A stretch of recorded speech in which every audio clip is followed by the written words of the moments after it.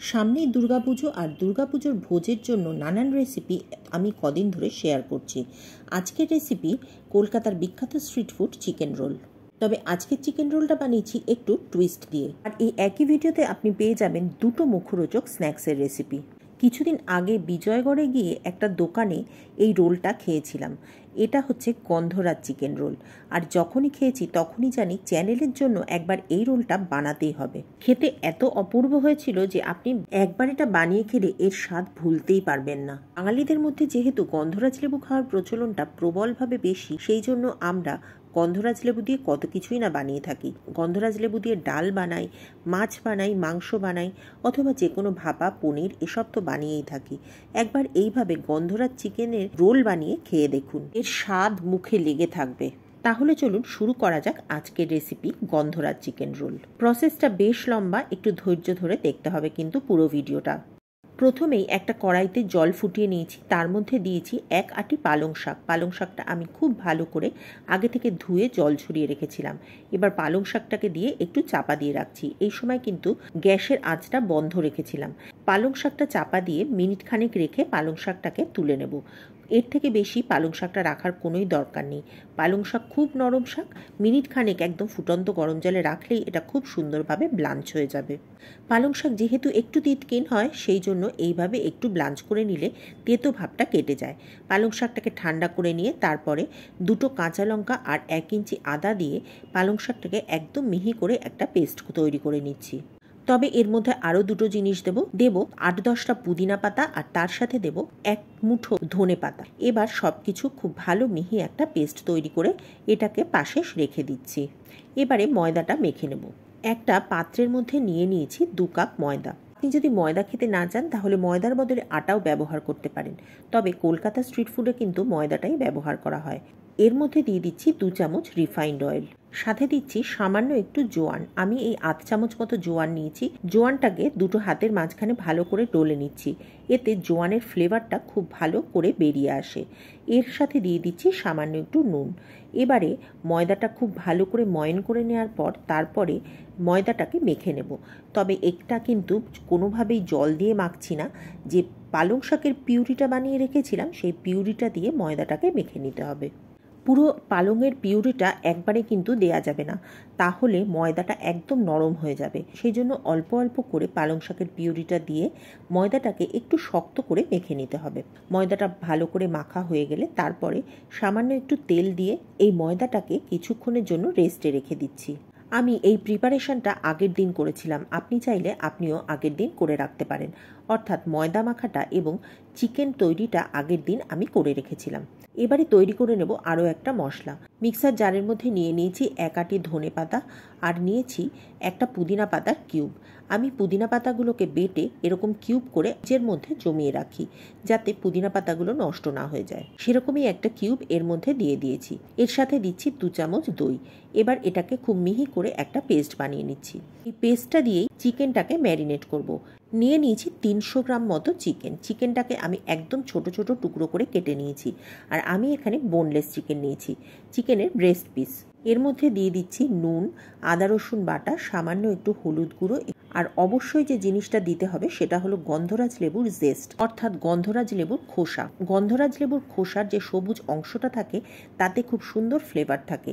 সেই খোসাটাকেই আমি এখানে কুড়িয়ে এর মধ্যে দিয়ে দিচ্ছি। খেয়াল রাখবেন শুধুমাত্র সবুজ অংশটাই দিতে হবে, ভেতরের যে সাদা অংশটা থাকে সেটা যেন কোনোভাবেই এর মধ্যে না যায়। সাদা অংশটা কিন্তু অত্যন্ত তেতো হয়।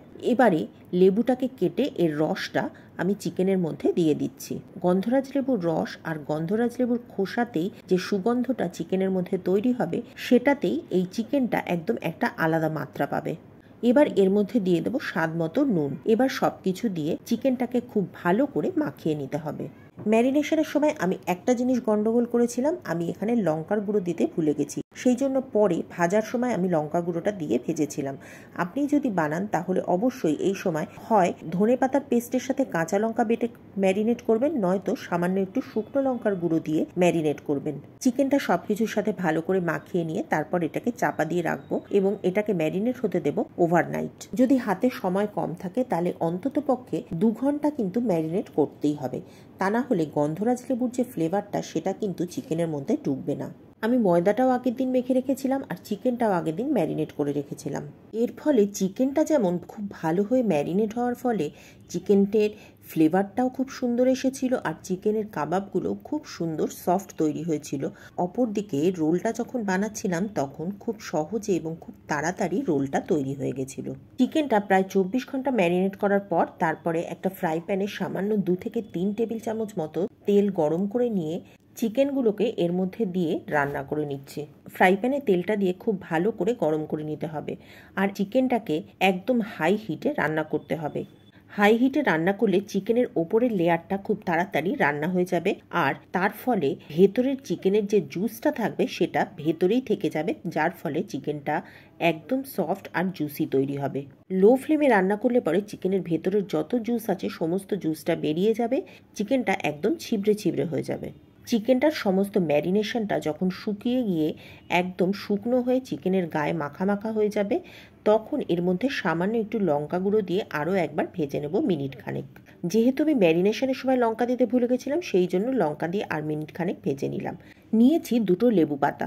লেবু পাতা দুটোকে হাতের মধ্যে চটকে নিয়ে তারপর এই চিকেনের মধ্যে দিয়ে চাপা দিয়ে রেখে দেবো মিনিট 5। এতে গন্ধরাজ লেবুর যে সুগন্ধটা সেটা চিকেনের মধ্যে ঢুকে যাবে। আপনি চাইলে এই অবস্থায় চিকেনগুলোকে স্টার্টার হিসেবে সার্ভ করতে পারেন। যদি মনে করেন স্টার্টার হিসেবে সার্ভ করবেন তাহলে এই পর্যায়ে কয়লার ধোঁয়া দিয়ে এটাকে একটা স্মোকি ফ্লেভার দিতে পারেন, অথবা গ্যাসে ডাইরেক্ট আগুনে কিছুক্ষণ যদি সেঁকে নেন তাহলেও বেশ সুন্দর একটা তন্দুরের মতো ফ্লেভার তৈরি হবে। 5 মিনিট বাদে ঢাকা খুলে লেবু পাতাগুলো ফেলে দিচ্ছি।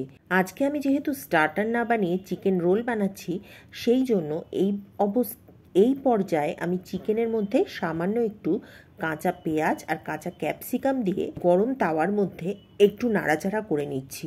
এতে পেঁয়াজ আর ক্যাপসিকামের মধ্যেও বেশ একটা পোড়া পোড়া গন্ধ হবে। সব কিছু বেশ ভালো করে নাড়াচাড়া করে এবার চিকেনগুলোকে নামিয়ে রাখছি একটা পাত্রের মধ্যে।